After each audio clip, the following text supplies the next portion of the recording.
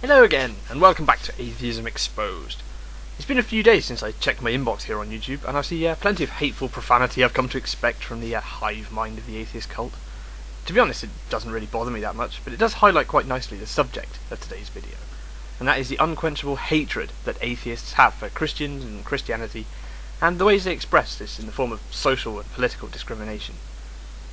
If you wish to see firsthand what repeated assaults of the atheist cult on a Christian society looks like, you only have to look at the United Kingdom in the second half of the 20th century and into the 21st. In 1900, the British Empire covered a fifth of the globe. Through technology, hard work, economics, and the blessings that come from embracing Christianity, it once held almost a quarter of the world's population as subjects. Fast forward 113 years, and the British Empire has fallen apart. What social changes can we see in this time? Well, look at modern Britain. The free practice and public expression of the Christian faith is almost illegal. The rising menaces of feminism, homosexuality, abortion, and multiculturalism have diluted our proud nationhood to the point where it's barely even noticeable. Look at the data from every census from 1901 to 2011. You can see a clear trend of the decline of Christianity. Now, this is partly because Christianity is under attack from all sides, as the atheist conspiracy brings more and more weapons to bear against us. That's something I'll come on to shortly. But also because the census is itself a tool of the atheists. Open up your Bible to the book of 1 Chronicles, chapter 21. Satan uses a census as a tool to coerce Job into numbering all the people of Israel against the will of God. This sets quite a historical precedent, as you can see if you flip forward to the New Testament and look to the Gospels of Luke and Matthew, where King Herod uses a census to try and murder the Christ child, and instead ends up murdering all the newborn children of Bethlehem. And so it is in the modern day also. Atheist cultists use the collection and publication of census data to keep track of the remaining Christians in the country and to mark the progress towards our extermination. Odd, isn't it, that each successive inventory of the population shows a steady decline in Christians and a commensurate rise in the so-called non-religious and Muslims. However, each of these other religions are simply a mask to be worn by the atheist cult to lend their satanic nature a veneer of respectability. Ultimately, though, the end is the same. Through all of their methods, Christianity must be wiped out. It is the only threat to their global dominion. So, what are these methods, I hear you ask? Well, to see this, you just have to look at the history of the 20th and 21st centuries. It really begins before the First World War, with the beginnings of the women's suffrage movement, leading to the eventual granting of the vote to women in 1928.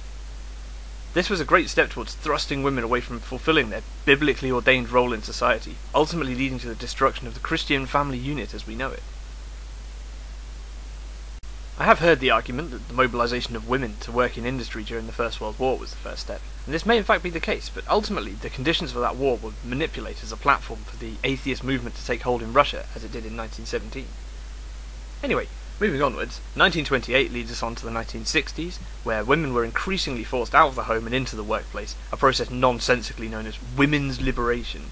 Enslaving women to an opposed gender role and calling it liberation is one of the greatest lies ever told by the atheists. True Christians knew this and spoke out, but were inevitably shouted down by atheist cultists. Furthermore, the invention of the pill and the legalising of abortion are touted by atheists as great triumphs in the nonsensical liberation of women. Yep, murdering the preborn and subjecting women to a life of unfulfilling sin and degradation are what the atheist thinks of as freedom. Sickening, isn't it? And if that wasn't enough, it isn't just the lifestyles of wives and mothers that have been subject to assault by atheist morality. I've already gone into detail in a previous video about how atheists use homosexuality to try and undermine Christian society. But what hasn't really been mentioned much is how virulent these atheists are when it comes to silencing any Christian who dares to point out how wrong this all is.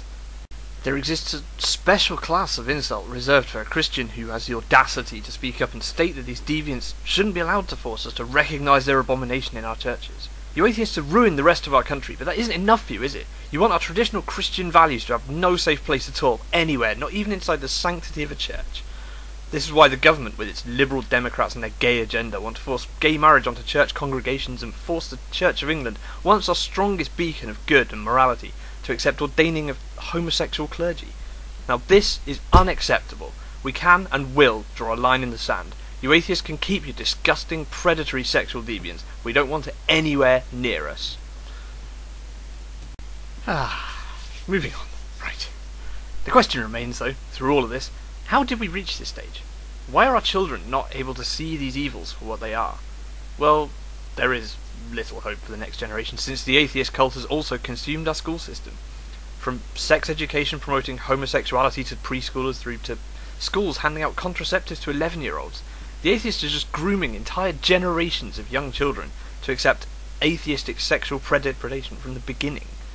It's no wonder they have to fabricate results and dumb down the exams in schools just to hide the fact that basic literacy and numeracy are dropped in favour of more adult-child sexual monstrosities, without, or with, in some even fouler cases, the parents' knowledge. This actually brings me back to the beginning of the video. All the atheists, fueled by hatred and spewing poorly written rubbish at me. Maybe if you'd spent more time learning to read, and less fulfilling the sick, predatory needs of your atheistic instructors, your responses would be more coherent. But then, a lack of basic literacy skills isn't the only thing that's been dropped by the modern school curriculum. Also gone are proper biblical science and understanding of our nation's Christian heritage. Instead, kids' heads are filled with frankly stupid nonsense about heliocentrism and evolution in science classes, and horrific rubbish about sexual tolerance and so-called world religions, which are basically just atheist cultists in costume. It's no wonder violent crime, abortion, and divorce rates are all way up, our economy's in the toilet, and our future just looks bleak.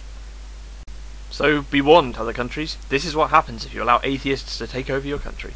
It saddens me to think that our nation may be beyond saving. Well, that's all I have time for this time. Next time, I'll give you a little history lesson on the war between Christianity and atheism, including the atheist civil war. Until then, go with God. Thank you.